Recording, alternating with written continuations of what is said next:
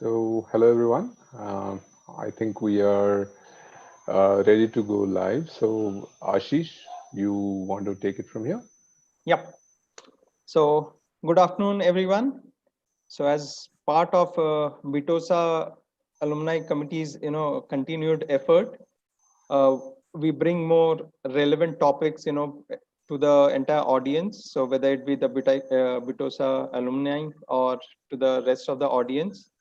And one of the very, relevant topics that we thought of bringing today is on the issue of food. So, whether it be how you buy vegetables or how are you like getting the deliveries done either through Swiggy, Zomato, or other delivery channels. And as we all know, from tomorrow perhaps the restaurants might also be opening in quite a few parts of India. So given like the last angle or the dimension to this entire food chain, so we thought might be the right time to come and discuss this. So the speakers that we have today are Ramesh sir, needs no introduction generally. But if we are assuming, there are audiences who are generally not part of the Vitosa community. So Ramesh sir is a 92 batch graduate from BIT Meshra in computer science. And though he started as a techie and given his, penchant for going into things which are more natural in nature. So he has been part of food work safety for the last 6 years that he co-founded along with his wife, and have been doing a considerable amount of work on food safety across different channels. So that is Ramesh sir. And along with Ramesh sir is Surabhi. So Surabhi is also part of food safety and looks after like more on the systems and introducing the processes that have to be followed. And she has a master's in biotechnology. And so both of these like pretty well known faces in the food industry. And so we thought of like taking their help to guide us or provide more inputs, because if you see on WhatsApp and different social media, there are a lot of uh, news, and what I would say is a lot of sound and noise more of what needs to be done. So rather than like going through these kind of things, so let's hear it from the actual people as to what should be the do's and don'ts and what are some of the myths that we need to avoid.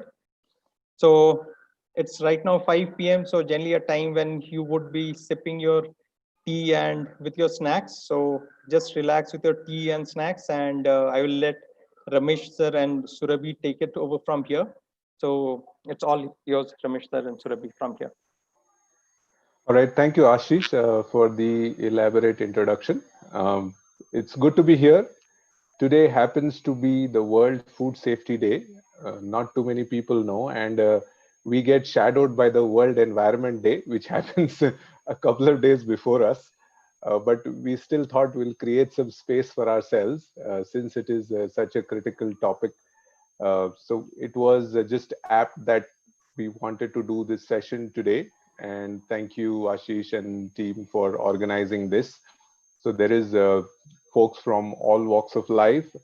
To start with, it is so we've designed this session to be more of an interactive session with questions from the consumer. So the presentation is consumer oriented. We talk to a lot of industry. When we say the food industry, we talk to every aspect of the food industry, starting from manufacturing units to deliveries to restaurants to corporate catering houses. But this one is primarily for a consumer's view of what you can do and what you should do, what you should know, and what you should take care of when you are handling food. So that is the primary focus. Now, there will be a lot of time for question and answers, and you can sort of start asking your questions whenever you're ready. But to set the stage, I thought it will be better to put together a short presentation so we know what we are talking about. So I'll probably spend the next 15-20 minutes putting you together the questions, the PPT for you, so that will give you the base on which we can start. And then on, we can move on to a Q&A session. So let me get started.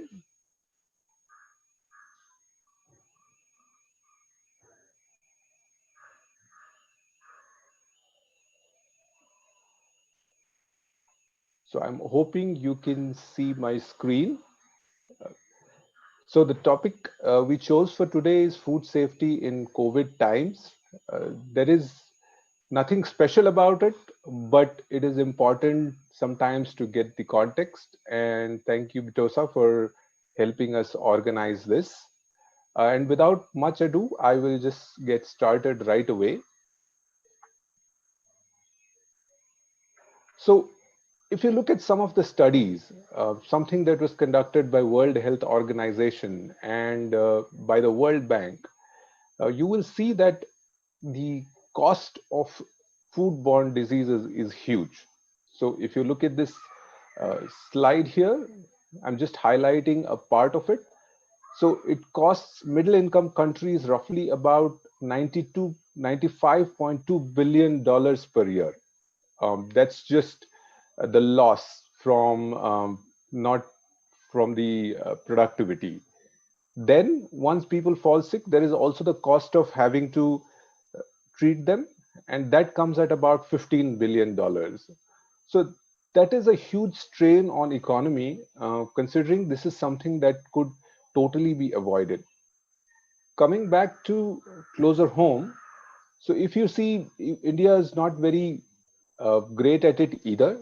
So the study in 2019 showed that unsafe food costs India as high as $15 billion annually. Now, this is a slight improvement, but it is still a huge cost and just for nothing. So it really adds no value, but it's a huge cost. So I think there has been general push to create awareness, and that is the reason the June 7th was declared as a World Food Safety Day. So it was declared last year. So last year was the first one, and this year is the second one. And it helps us focus and create awareness around what food safety is and how we deal with it.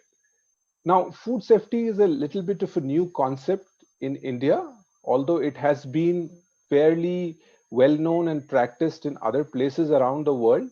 But India is a little new, and I think last few years they have been kind of drumming up a little bit of support and information and news to create the required awareness.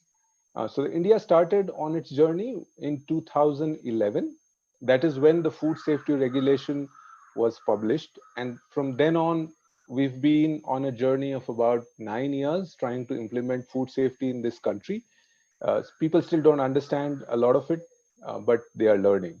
So, for everybody's understanding, let's kind of hear about what is the accepted definition of food safety. So, if you go by the definition, accepted definition of food safety, it says food safety is a scientific discipline describing ways to handle, prepare, and store foods in a way that prevent foodborne illnesses. Key thing is it is scientific. A lot of people generally pass comments about things, but saying you should do this, you should do that. But food safety is a proper science with data, and it's a data-driven system, and it deals with every aspect of food. So handling, preparation, storage, and we'll try to cover some of those right now. And the overall objective is, of course, to understand foodborne illnesses. Now, before we kind of understand this food safety thing, it's important to understand something that we call as hazards. Now, you may find a lot of things in my food, and I'm sure all of you have run into some of these, but broadly, they can be categorized into 3 or 4 types, depending on which country you are looking at. So the hazards can be classified as physical. So that is the regular stuff, things that you get in your food. I'm sure if you're eaten at a cafeteria, there has been that instance where you found plastic in your food.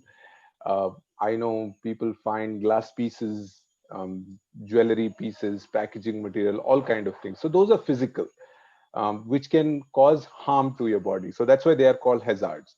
Uh, Even if any of these elements exist at a very, very minor level, it may not cause any hazard. And if that is the case, then we are all okay. So it doesn't really matter uh, with how big it is. So if it's really small, it doesn't cause any harm. So it has to be, there is that angle of a hazard. So the other set is the chemical hazard. Now, chemical hazards, we all know, come from various sources. So they could be cleaning agents, they could be pest control substances, could be pesticides, biocides, even food additives. So if they are added in excess, they could end up being hazards. And the third one is what we are dealing with right now, are biological hazards. This is what the viruses are all about. So there is, in this, again, there are various categories. So you got bacteria, you got yeasts, molds, and viruses. So corona is a virus. And the fourth one has been added to the hazard list, which is allergens. Now, for people who do not have any allergic reactions, there is no problem, but there is a lot of people who get allergies by food. So allergens are the fourth category of hazards. Now, the whole objective of a food safety system is to reduce some of these hazards. Uh, so these hazards end up contaminating your food. So it's important to understand how your food really gets contaminated. So next we'll talk about sources of contamination. Now, there are multiple sources of contamination. We are talking about the environment. So environment is a huge source of contamination. That is what we are dealing with today with the COVID-19. The contamination is in the environment. Uh, and if you, I don't know if you realize, but on an average, you come into contact with about 300 surfaces every 30 minutes. And that exposes to you about 840,000 germs. So uh, even if you don't see it, there is this huge uh, exposure that you have. And you'll be surprised that there is fecal matter in 10% of our credit cards, 14% of our banknotes, and 16% of cell phones. So these are carriers of contamination. And your elevator button, it contains about 22% more bacteria than your toilet seats. So you can imagine how much exposure you have through environment to some of these hazards. And if you will see some of the guidelines being pushed out for COVID-19, they all deal with that. So they will talk about having cashless transactions. So they're trying to avoid the banknotes, credit cards, elevator buttons. They say don't use, touch your elevator buttons. So things like that. So reducing the contact with the environment. The other source of contamination usually comes from the raw material. So there is bacteria which is there with our food. Now, the easy way to kind of remove these bacteria from the food that we have is to clean, wash, rinse, sanitize, and dry. So this is a standard procedure followed by most industrial setup. At home, we do less of it, as in we don't really do all the steps, or you may do it based on your um, kind of how kind of picky you are about it. But this is kind of the standard methods to help you reduce the contamination that comes from raw material. The humans are another huge source of contamination. So most of the contamination happens from humans. About more than 50% of healthy persons have Staphylococcus aureus living on their body. So uh, at any point of time, you are carrying germs with you. Uh, and 80% of the communicable diseases are transferred by touch. So we are in the same situation. We are saying, don't touch anybody, don't shake hands, all of that. So there's a lot of spread that happens by touching.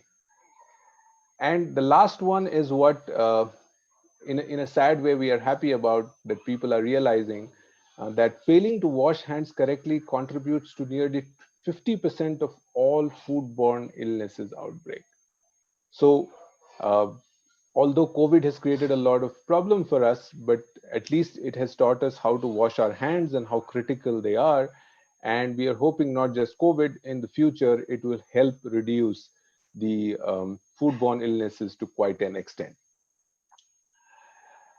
Now, this is the numbers that are about how many actually wash their hands properly. So only about 5% of people wash their hands correctly. You would be surprised, and I'm sure now you're learning that there is a accepted method for doing hand wash, and only 5% people follow that.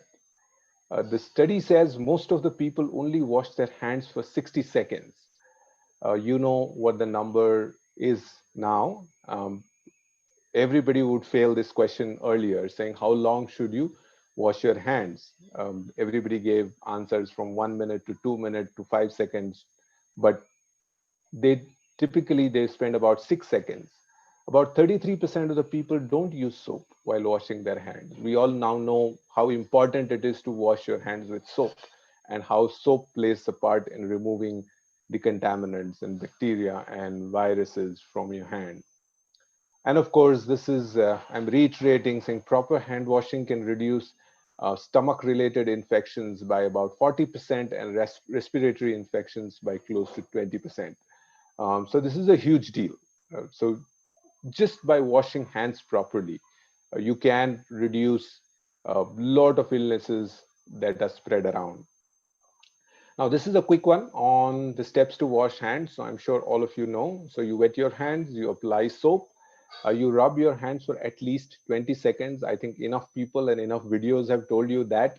You have your own song. If you do not have your own song, then they say sing your happy birthday to you song twice. And that is what will take you through your 20 seconds. After washing your hands, you must rinse your hands with water, dry it with a paper towel. We all know wet hands or moisture is a harbor of germs. So you have to take care of the moisture. So dry it with a paper towel and apply sanitizer. So this is the standard steps for washing hands. And I'm sure all of you now know that this is how it is. Now, up so there are direct contaminations, and then there is something that we call as cross contamination. So which is contamination coming from going from one source to another. So it is also important that we make sure that this contamination does not move around. And now let's look at how do we do that. So very simple steps. You should separate your veg and non-veg foods, because we all know non-veg food has more bacterial load or more hazard than vegetarian food. So you should try to keep them separate. Of course, if you are at an industrial scale or a restaurant scale, then using color coding helps. So if we are talking to uh, food establishments, we have, so there is a published set of color coding saying what should be green, what should be red, what should be white. So there is a set of color coding. And of course, just be sensitive. So you baking color code helps you keep things separated. So you have to separate between cooked food and raw food, and veg and non-veg, and all of that. Now, not just while preparation, even while storing, it is important for you to keep your foods separately.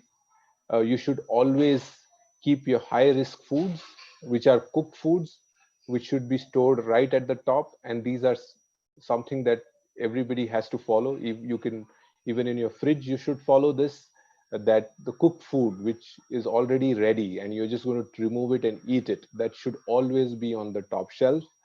Low risk or raw food should be stored at the bottom. So uh, it kind of sounds counterintuitive, but low risk food really means things that will get cooked. So the risk of contamination through these foods is not very high.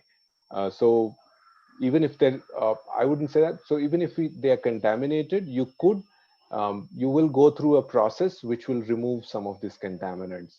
So low risk food should be kept at the bottom. Of course, vegetarian food should always be kept above non-vegetarian, so that we understand the microbial load and the non-veg is higher than the veg. So you should always keep vegetarian on top of non-veg. So these are some of the handy techniques that you can use at home, and it helps. You may not see it, but it really helps you kind of keep the contamination away. uh, you will be surprised how many cases of contamination you will get from chemicals, and they could just come because things are not labeled correctly.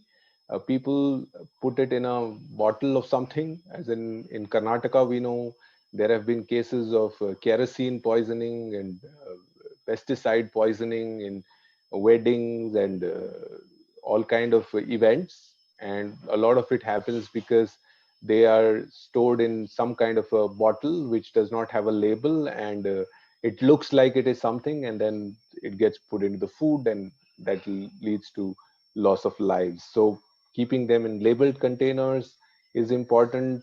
uh, you should not keep your food open when pest control is happening. So if you're doing regular pest controls, your food should be kept covered, and it should never be left outside. When you are doing your cleaning of your food, you should make sure that there is no residue left in the food. Uh, Now on the allergens, so I talked about the allergens. In India, we're not so conscious about it, but I think it's important to understand. At least the United States study says that nearly 11% of people between 18 and older have food allergies. So that's quite a huge population. And I'm sure if you know somebody who is allergic to food, you will know what the reactions can be, and it could actually lead to death.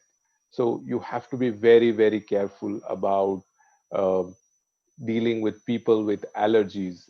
You should not cross contaminate. If somebody is allergic to eggs, then you should not use that pan again without washing, because the allergens will still be around. So you have to be very, very, very, very cautious about a- allergies that foods can cause. The other integral part of managing food safety is really the temperature. And we've heard stories about it, whether corona will get reduced with higher temperature or not. But broadly, that is an unanswered question. But from the food perspective, this question is answered, saying temperature does help reduce contamination in the food, especially bacterial loads, and we rely on it quite a bit. So, if you're cooking your food, you must ensure that you adequately cook the food, that so that microorganisms are killed. Now, how much should you cook? So the science says it must be cooked to 75 degrees centigrade. It should hit 75 degrees centigrade minimum. And 75 degrees centigrade is not for the surface. So you if you have one of those fancy IR thermometers, that is not what you should be using.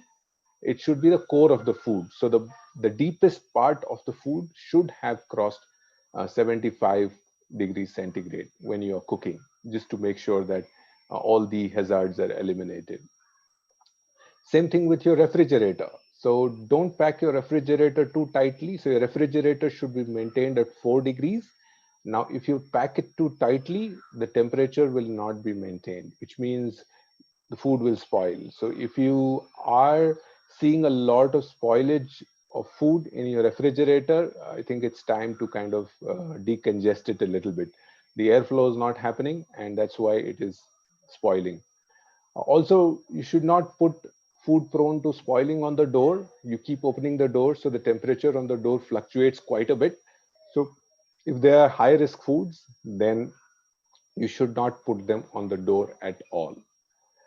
Next up is the refrigerator temperature. So the cooling chamber, so your regular fridge part should be at 4 degrees centigrade, and your freezer should be at minus 18 degrees centigrade. Some of the newer refrigerators come with temperature monitoring controls, the older ones don't, but it might be a good idea to do a periodic check on your refrigerator to make sure that these temperatures are being maintained. Um, Opening the fridge and closing it frequently does not help. It kind of takes away the coolness and raises the temperature, which can create a lot of spoilage of food. And you may not see it, but if there are bacterial overload and microbial overload on the food, then you will get an upset stomach without even realizing why that happened. Once you've prepared the food, it is important to kind of hold the food. So don't let the food lie around at room temperature. It is very, very dangerous. Hot food should be kept hot and cold food should be kept cold. So if you've cooked your food, make sure that you keep it at 65 degrees centigrade. That is the requirement. If you have made a salad, then you should maintain it below 5 degrees. So as soon as if you've cut your salad, please take it and put it on your fridge. Don't leave it hanging outside, and never ever leave the food outside the fridge for more than 2 hours. So the maximum you should ever leave the food outside the fridge is 2 hours. Now, if you did manage to leave it outside for 2 hours, then it must be reheated to 74 degrees. So that is important. Now, why do we say that it should not lie around there? Because in the world of food, there is something called a danger zone. So that is from 5 to 60 degrees centigrade. This is the temperature range at which the food is most affected by the germs and the bacteria multiply the fastest. And in this range, it will take less than 20 minutes for the bacterial load to double up. So it is very important that you don't leave the food in the danger zone for a long time because it is adding to the microbial load. The other part a lot of us miss is on the defrosting. So if you are using frozen food, I think with dietary habits changing and frozen food becoming available in India, there is a lot of us who are now using frozen food. So we just take the frozen food outside and leave it around for defrosting. You should never do that. Never defrost food at the room temperature because it's lying around in that danger zone for way too long. The right method to defrost are in the refrigerator, which means you take it out from the freezer, put it into the refrigerator and leave it so that it thaws. Or you can do run it under running water. You can put it under running water so it thaws quickly, or you can microwave it. Now, if you do not have enough time, it's perfectly safe to cook your food from the frozen state. So don't worry. We don't say anything about the taste of it, but it'll be perfectly okay to cook it. Just put the frozen food in the kadhai or pan or whatever else you are using. So it should be perfectly safe. Now coming on to the matter of the moment. So COVID-19, we call it facts, not fear. So there's a lot of information and misinformation, like Ashish talked about at the beginning regarding COVID-19 and what's going on. So we thought we'll put a few things here. So these are the facts and what is known. And there's a lot of other information floating. So you should be careful about what you're talking. So, first question, does COVID-19 spread through food? And the answer is there is no evidence. Now, I cannot say no, but there is no evidence to say that it spreads through food. So far, there is no reported evidence of COVID-19 getting transmitted through food, including poultry or seafood, none of it. So there is no evidence of that. However, like other viruses, the virus that causes COVID-19 can survive on surfaces or objects.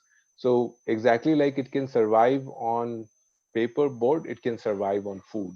So it's not really carried by food, but it is just, if it is there on a box, it can be there on the food, it can be anywhere.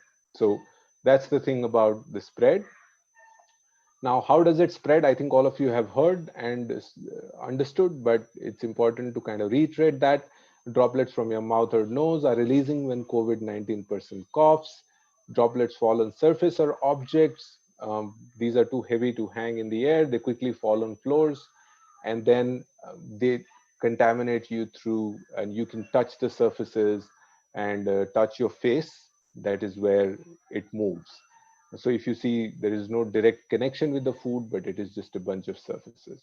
So these are so the droplets could fall on your hand and they could reach your respiratory tract, or they could come indirectly when contaminated surfaces are touched. So the droplets could be lying around on your box, your table, your handles, your lift buttons, all of that, and they could move from there onto your respiratory tract. So that's the thing you should be really careful about.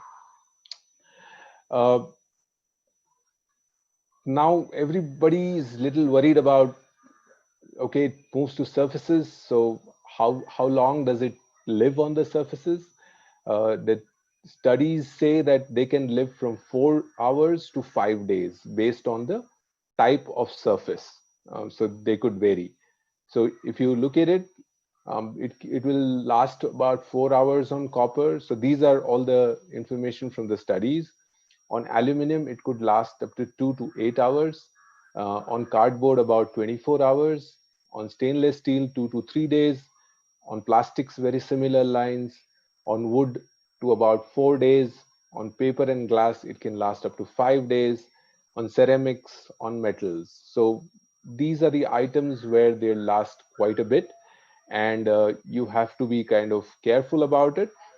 And cleaning, sanitizing, disinfections are the only way to make sure that some of these infected areas are uh, cleaned, and so that the contamination does not spread. How do you do that? There are different ways. This is what businesses are being recommended to do, and this is what they're expected to follow. You can use some of them at your homes as well.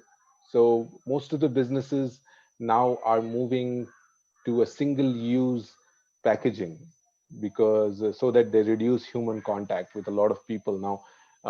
We all hate using plastics and too much of plastics, and we put in a lot of effort to kind of reduce the plastic in our environment, but um, we do, I think the situation we are in, we are having to use the plastics.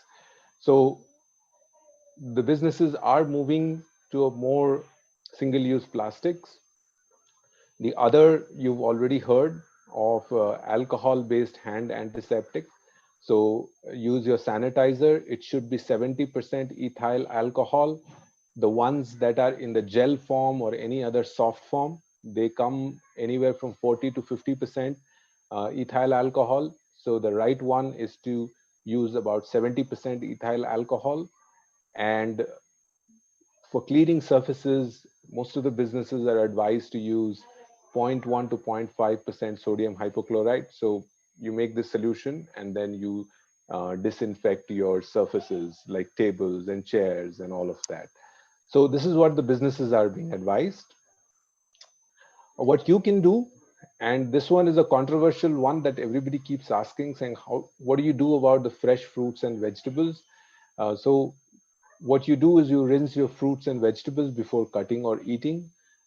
Rinse all your raw agricultural products and with running water.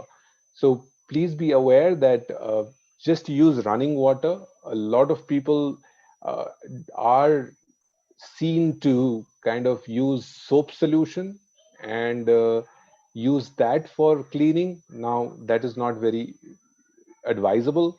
These are not closed surfaces. Trees are breathing and they are porous, and there is transmission and osmosis. So we all understand that. So please, please, please do not use soap solutions to clean your fruits and vegetables.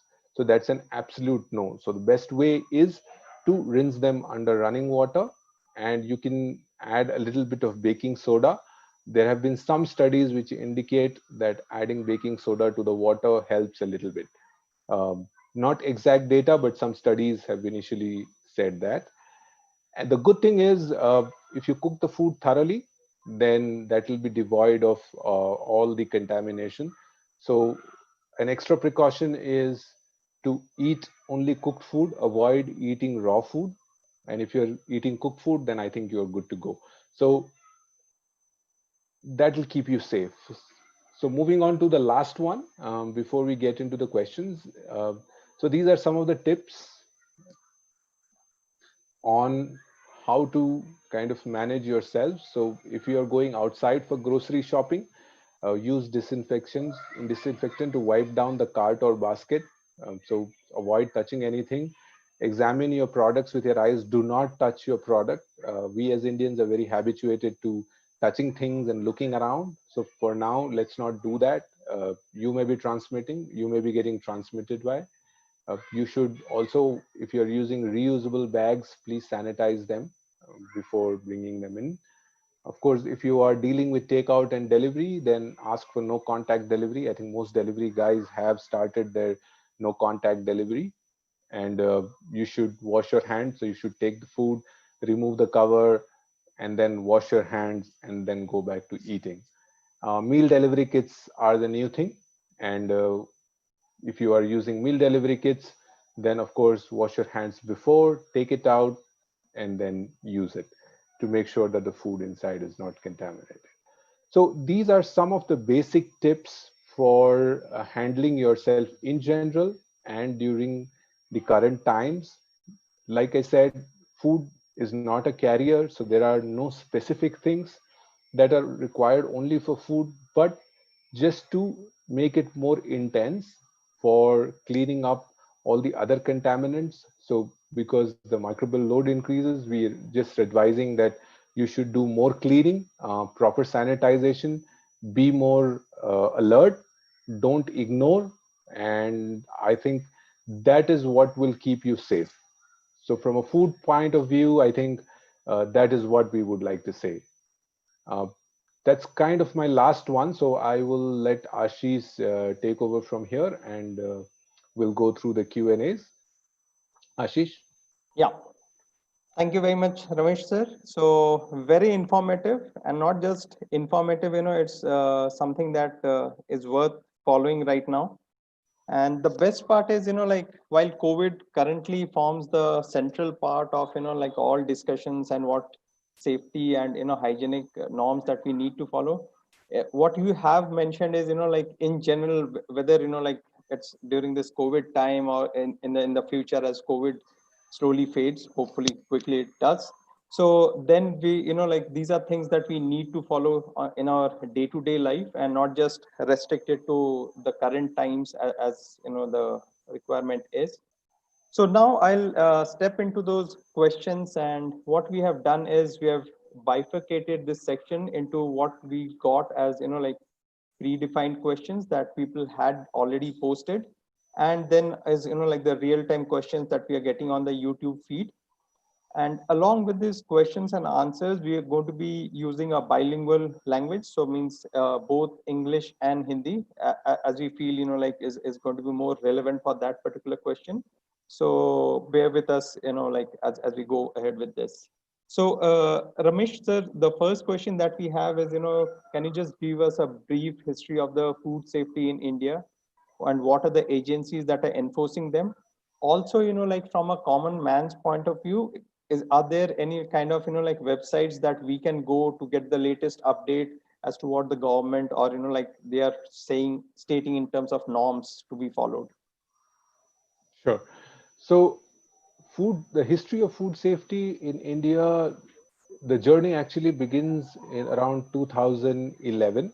So in 2006, the Food Safety and Standards Authority of India was set up for creating a science-based regulation.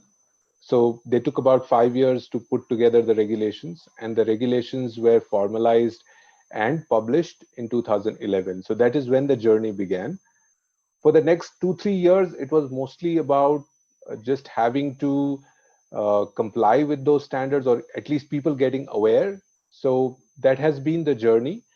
The nodal office who controls all of this is the Food Safety and Standards Authority of India. It is an independent regulatory body based out of Delhi.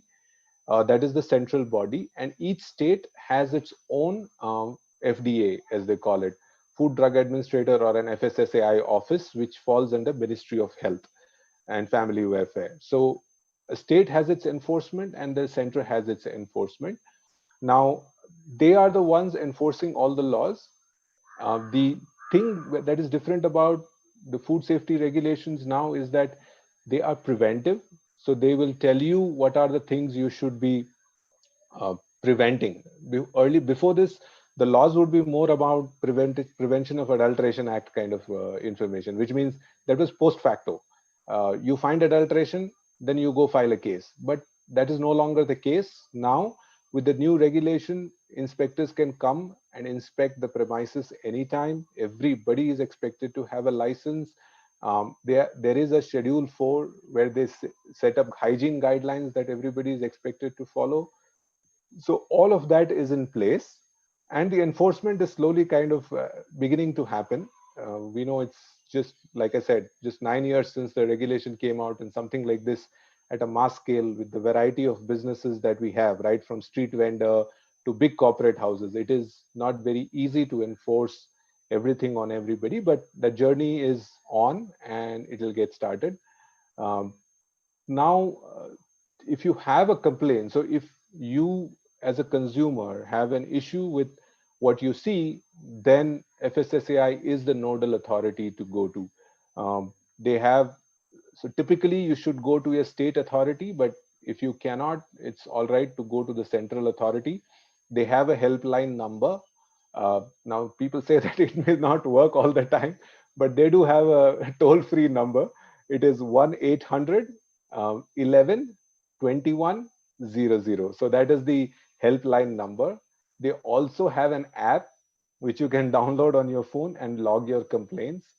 Um, you will hear that the email IDs of commissioners and everybody else is available on the website. So uh, one thing about FSSAI is they're very, very tech savvy compared to all other agencies that at least we have seen.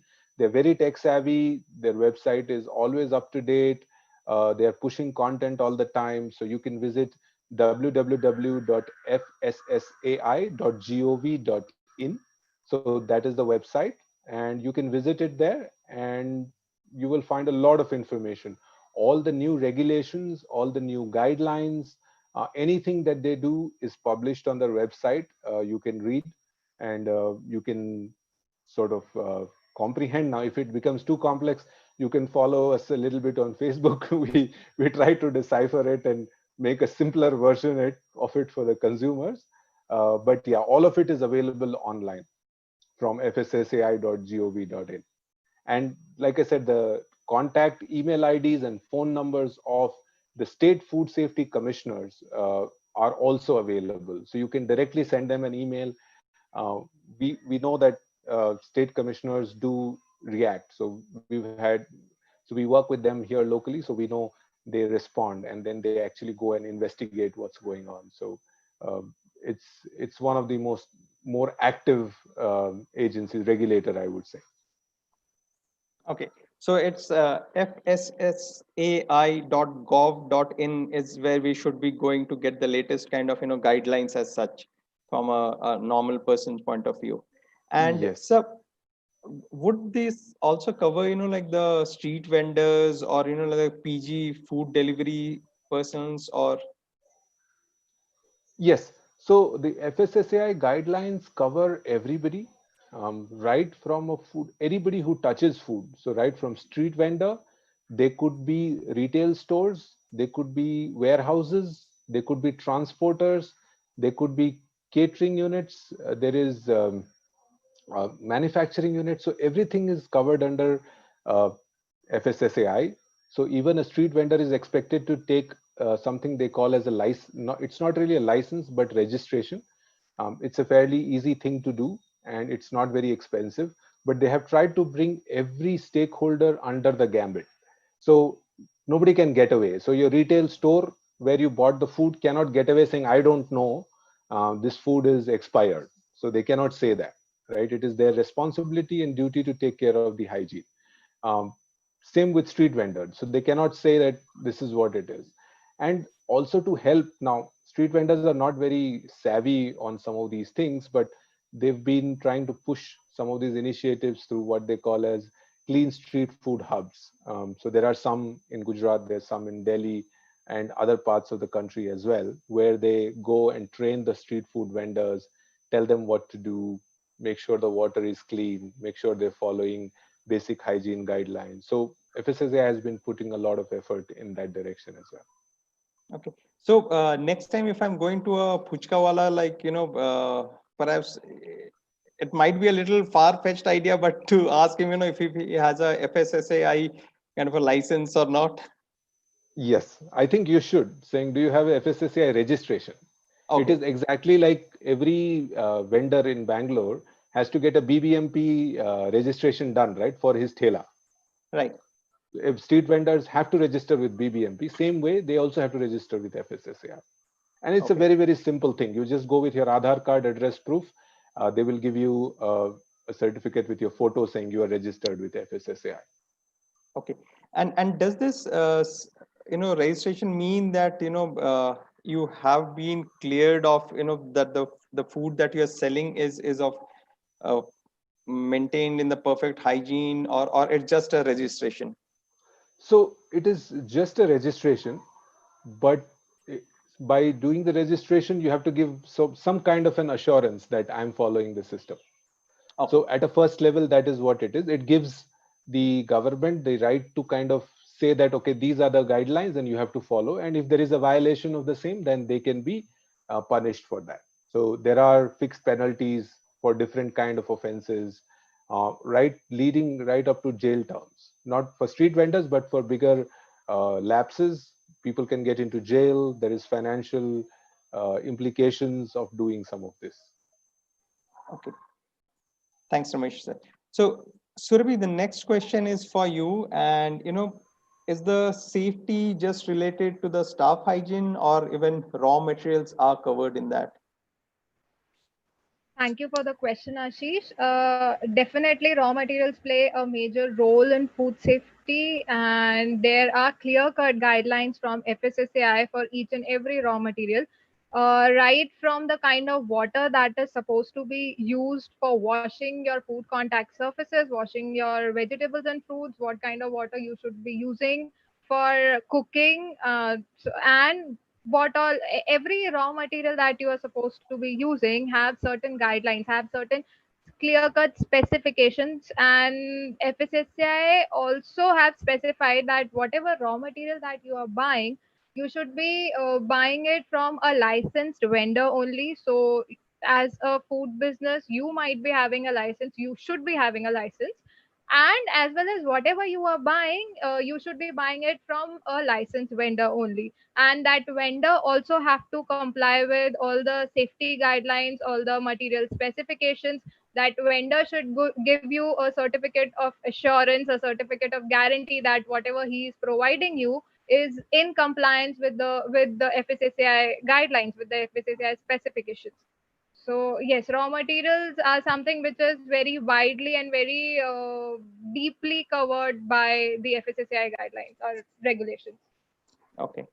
So the next question is more, relevant for this, the current times. So when we receive these groceries, the online deliveries, so how do Mhm. we disinfect them?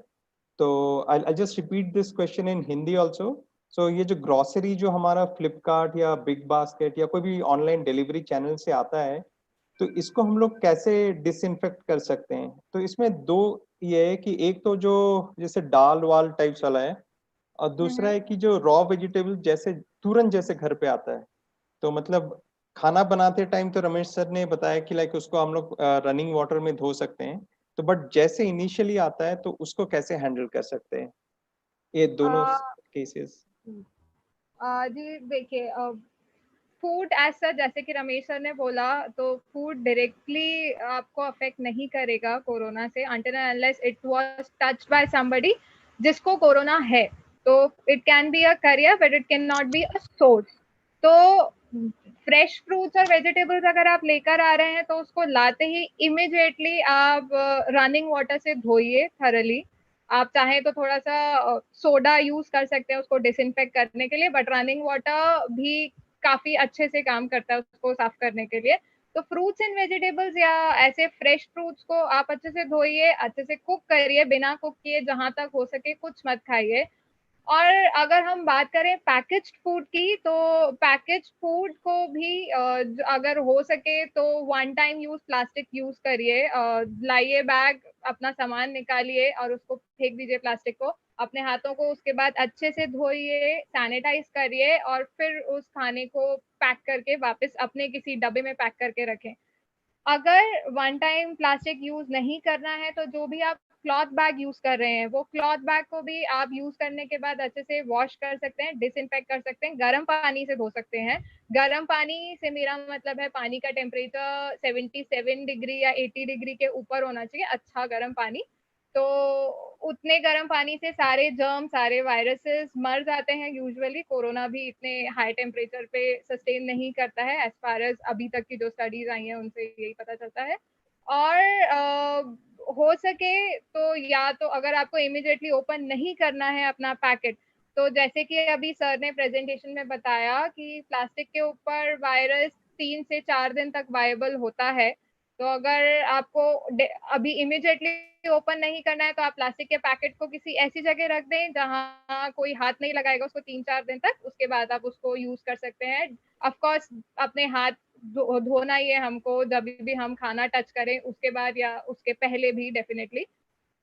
और अगर immediately open करना है तो आप 70% alcohol लेके किसी tissue में या किसी कॉटन में अल्कोहल लेके अपने पैकेट को अच्छे से वाइप करिए। उसके बाद पैकेट खोलिए, पैकेट फेंक दीजिए, वापस अपने हाथ धोइए, सैनिटाइज करिए और उसके बाद बाकी का अपना जो भी काम करना है करिए। Okay, thank you. Next question is again, Surabhi, for you. How safe is like the food delivery systems like Swiggy, Zomato right now? They are absolutely safe. So as far as their people, their delivery people follow the guidelines given to them by a government and definitely by their companies. I'm very sure these companies are training their people left and right about how to wash their hands, how to use mask, how to use sanitizer, how to do contactless food delivery. So all these things, उनको अगर training अच्छे से मिल रहा है and then they are following all those trainings, then I think food is quite safe. Doesn't matter through which delivery system you are ordering it from. And yes, as a consumer, it is our duty also that we also take care of ourselves from our part. So as soon as the food comes to us, we should be removing the packaging, we should be removing that box, throwing that box out, taking the food into our own containers, and then reheat the food, because it's always good to reheat the food. Reheating will kill the germs, will kill the virus also. Reheat properly and then you eat the food. Okay, so basically today we can order from Domino's. Yes, you can. So I just want to add one thing is the delivery channels only take care of the delivery part. So it is sort of important कि वो खाना आता कहाँ से है. Now, they are the food business operators. So they have also been notified of the guidelines कि आपको क्या करना है, कैसे करना है. So there are specific guidelines of food business operators to deal with COVID-19. सब कर रहे हैं, नहीं कर रहे हैं is again थोड़ा सा मतलब आपको समझ के पता करके कि भाई don't blindly rely on the price. तो आप कोशिश करें, देखें कि भाई आप सप्लायर से भी पूछें कि भाई what is the things they are doing, are they following what they've been asked to follow. So unless the consumers ask for it, you will not get the information. So I think there are two parts: the food business, the guy who's preparing the food, and the guy who's delivering the food. And there are guidelines for both of them, and they should both be following. And as long as they both are following those guidelines, I think we are safe. I think that's what Surbi is trying to say. Okay, perfect. So this brings to another question. Perhaps Surabhi, you can help us with this one. Is while we know the Swiggies and Zomato, so you have these neighborhood aunties who prepare food and do the catering kind of a thing. So how safe are they right now? and how much of those rules that you and Ramesh sir have been mentioning are applicable on them also? Uh, Rules are applicable to them completely. They should be complying with all those guidelines, with all those rules, 100%. And how safe are they? That is something again. I like no one can judge you. You are the best judge of your neighbor. You know how much they are capable of understanding the criticality of the things, and everything which is applicable to a restaurant or a catering unit right now also it also apply to anyone who is selling food. Doesn't matter he's selling from his house or he's selling from his shop or his restaurant. So everyone should adhere to these basic COVID-19 guidelines, whatever our government has given to us. Okay. So it's more about the trust, like that you will be having on the one who is preparing, because there is as such no guidelines or certification which the government or any organization would be providing, that you can say, like, if you have this certificate with you, then only I'll be ordering from you. Yes, no. So there is no certificate, but definitely, as sir said, license is mandatory for everyone. Even for the people who are doing their business from home, they should be registered with FSSAI. So that is one thing. But again, that doesn't mean that that just means that you have to follow something. If you are following it or not, that like you cannot know it. Okay.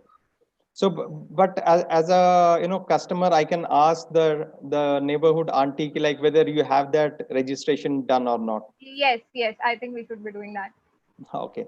So the next question is related to restaurants, like since they would be opening, and we have, like constrained ourselves for the last couple of months or 3 months now, that not going to our favorite restaurants. So how safe is it, like say if tomorrow it opens, should we rush immediately for a restaurant, or, you know, how do we handle that, the restaurant part?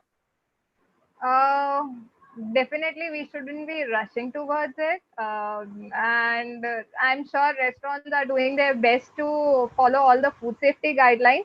But as a consumer, we should be aware that we shouldn't be making like we should be following at, if nothing else, then at least social distancing, because things are opening up, but we still have Corona living with us.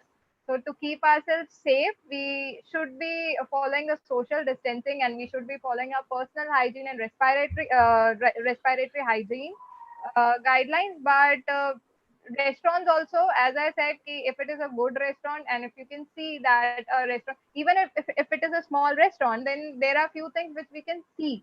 They should be putting sanitizers on the entrance, and they should be following the social distancing themselves. They should be following a proper personal hygiene practices, wearing the mask properly, washing their hands every time before they touch the food, or if they are wearing the gloves, then they should be changing their gloves every now and then before, if they are touching one thing, and then before touching another thing, they should be changing their gloves.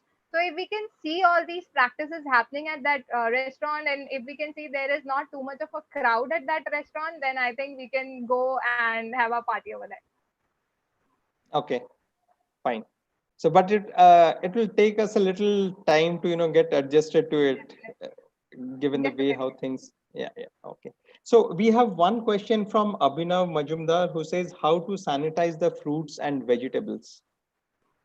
For sanitizing fruits and vegetables at home, it would be a little difficult. You can use soda for that. But at commercial level, if you are asking me, then there are few commercial sanitizers available. For example, you can use chlorine tablets. So it says that 50 ppm of chlorine sanitizes your fresh fruits and vegetables. If you dip your fresh fruits and vegetables in a chlorine 50 ppm chlorine solution for 10 minutes, then it takes care of all the sanitization of your fruits and vegetables. And there are other sanitizers available in the market, so you can Okay. use it. So, but this would be more relevant when you are doing bulk purchase kind of a Yes, thing, because for the small commercial. amount that we buy, I think, would At this home 50 level, 50? no. At home level, it is not advisable. That's why I said at home level, just washing it with running water is enough for us. And if you think that you should be using some kind of sanitizer, then please go ahead and use soda and dip your vegetables and fruit in soda for 10 minutes and then wash it with running water properly, thoroughly, and you will be good. Okay, because in Flipkart or in some of these websites, I've seen that they have advertised for like cleaning the raw vegetables as some liquids or something. So we don't need those things as such. Not necessarily. We don't need that. Okay. So just a quick clarification I want to provide on the soda part. So uh, there is the recommendations. So WHO comes up with recommendations with some of these things. Exactly like if you've seen whether remdesivir is good or hydrochloroquine is good. Now there are discussions about that whether HCQ should be used or not. Sometimes WHO says that it shouldn't be used. Then again they say we should do study. So the soda is also in one of those categories. WHO does not provide it as a recommendation, but there have been some studies which say that it works. So Okay. I just want to make sure we clarify that that is the case. Okay. So So Abhinav, it's not. I think what you need to do is, like just the running water should be good enough in most of the cases. So perhaps just sticking to that would be the suggestion that's what's coming out. So yeah, we don't have any further questions on this, but a very healthy discussion, and quite a things that came out as eye openers for us also. I'm sure, the audience would have also felt the same way. So before we wrap up, Ramesh sir, would you want to, give your concluding statements? Sure. So one thing I wanted to talk about. So there were certifications that restaurants you can check for. So on that, I wanted to add that there is a hygiene rating system in the country. Not everybody knows about it. So FSSAI has a hygiene rating system, which can give restaurants and food outlets a rating from 1 to 5 star rating. This is today an optional thing, so they can choose not to do this. But if they would like to get a certified rating, we people can um, sign up for that. There are FSSAI appointed agencies, including us, who will go and inspect and make the checks and then provide a standard rating of 1 to 5 star. That is something that is assured. So, which is basically means it is personally verified by somebody who is a competent authority. They get so the rating they get is valid for 1 year. So every year they can go through the inspection and get some of these ratings. So I think as consumers, you could start asking the restaurants or the deliveries saying, where is your hygiene rating? Please show it to me. And I think that is what will put a pressure on them to get some of these audits done, and that also means setting up processes. So that's the assured way of doing it. It is available in all the other worlds, as in it's there in Australia, it's there in UK, it is there in different other countries as well. Even in the US, I think there's a hygiene rating scheme, but in India it is still optional. So if the consumers start asking for it, I'm sure it'll more restaurants will be willing to kind of get this rating done. Okay.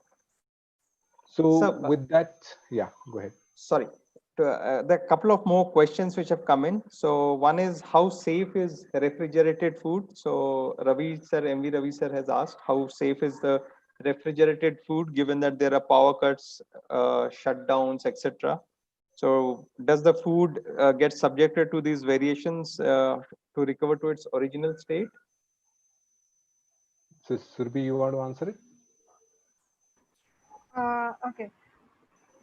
Refrigerated food, so as far as the temperature is maintained, if the power cut is too long, like if the power cut is longer than 4 5 hours, then definitely there are chances that your food is getting exposed to danger zone. Your food's temperature is going beyond 5 degrees Celsius. So anything which is going beyond 5 degrees Celsius can be is still safe for 2 hours. But after that, after the food is exposed to that danger zone temperature, you shouldn't be eating it. You should be throwing it out because there are chances of potential microorganisms growing in that food. One thing more, before throwing it out, if it is something which can be reheated, if it is not just salads and cut fruits and vegetables, if it can be reheated, then please go ahead and reheat it properly, or bring the temperature above 75 degrees Celsius, and stir it properly so that the temperature gets evenly distributed, and then it is good to be consumed. But if anything which cannot be reheated and if it is exposed to danger zone for more than 2 hours, then please throw it away. Okay, thanks. Yes, Ramesh sir. And any other questions? No? So we'll wrap up.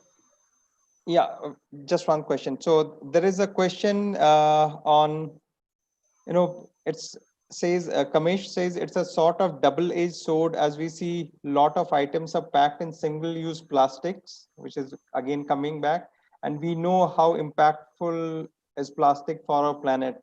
What are your views on that? So our views are exactly like yours, as in we agree with you. It is impactful, but the way I think we see it is we wouldn't want that to happen. But if it becomes a matter of life and death, then I think the choice sort of becomes easier. So I think that is the choice we are having to make right now, saying between managing the unknown, as in not seeing what's going on. So I think once we have a better handle, maybe we'll be able to make a better call. But at the moment, I think it is better to be as safe as you can. Uh, and of course, you can recycle your plastics. So it is not like they're completely unrecyclable. I think that is another angle you should definitely look at, saying, okay, I know I am increasing the consumption of plastic on this planet, but at least am I recycling it?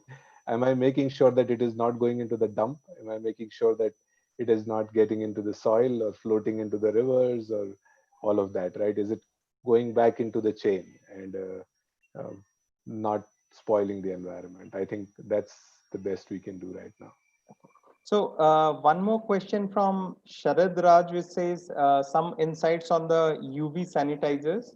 And along with that, Srini sir has also asked, what about UV radiation? Survi, you have any data on UV? UV is something which is not very widely used in food, and especially if we are talking today about fresh food, even for packaged food, there are different kind of sanitization or sterilization methods used. UV is something which is not very widely used because this is something which might alter the general structure, general DNA of our food. So that is something which is not very widely used or very widely recommended. Okay, fine. Yeah, I think that's the, all the questions that we have received. So yeah, you can go ahead, Ramesh sir. Okay. All right. So before we end, I just wanted to kind of wrap it up with a little bit of what we do. I thought you've listened to what we have said, so just want to make sure that you also kind of know who we are. So we basically a food safety consulting company. So we are a house of food technologists, microbiologists, nutritionists, and our expertise is on providing solutions around food safety. So we have a cumulative experience about 100 years. Uh, we do work with national and international regulations. Um, and then we've implemented food safety management system across units in factories, catering units, cafeterias all over. In fact, there are a lot of standards that are there that are associated with food business. FSSC 22000 being a GFSI compliant standard. So we were the first to implement it in a food service business. And of course, we do a lot of training around food safety. We are also an FSSAI partner for the trainings. So just so that you believe that what we are saying is authentic. So this is to make sure you are comfortable with the answers and the presentation that we have given. If you have any future questions, you can always send them to us. So these are our contacts. You can email us, you can call us, you can check our website, you can follow us on social media. So please don't forget to follow us on Facebook, Twitter, LinkedIn. We do update a lot of information. Like I said in the beginning, we try to make sense of what is written in legal terms and what it means for businesses and what it means for consumers. So we try to provide insights as well on the impacts of some of this. So by following us, you will kind of get updated information on that. This is the World Food Safety Day, and through the week, we have additional programs that are running. They are available on our YouTube channel. So on 9th, we have a session about detecting adulteration through rapid testing kits. This is another thing that's very important to consumers. Some of the tests you can do at home very simply, making sure that the food you are getting is not adulterated. So there's going to be a session on that. On 10th, we are talking about changing frontiers in food safety. So how new things are evolving and how situations like Corona are changing our approach to food safety. So we have an August panel. We will have Dr. Balkumar, who is a professor at Geetam University, also with a lot of experience, about 20, 30 years of experience with Unilever. So he's going to be there. Anusha, who's the founder of Smoothies. So it's a beverage company, and they've really taken food safety very seriously right from their start and inception. So she's going to be there. And of course, our founder, managing director, and principal consultant, Sarika, is also going to be there. So that is another one that you should not miss. And on 11th, we have something on the malnutrition. So nutrition is a huge part of the problem in this country. So there are regulations for fortifications. You will see F plus logos in some of your products that you use. So we are doing one session on that for people to understand what it means to have fortification and what kind of fortifications are expected in this country. So this is a set of our webinars, and that's it. So from my side, I think I would like to thank everyone who joined into this session. We hope this session was useful, and you will follow some of the practices, and some of these things you can use at home. Also be an aware consumer, follow all of these practices from everybody, ask the right questions. Don't hesitate to ask questions about how people are doing, what are they doing. I think an aware consumer is the best way to ensure food safety. I think no government can do it. No company can do it. It's finally just the consumer. So if they are aware, is when they will uh, implement this. So like I always compare, saying you cannot, there has been helmet regulation in this country for a very long time, but you cannot force people to wear helmets somehow, right? It's a very simple thing. But if they are aware, then you will know that they will wear helmets. So awareness is the only thing. So please continue to be aware and curious and ask questions. And I think that should help us uh, get to a better place, a safer place. And in current times, I think that's the word. Safety is the most important thing.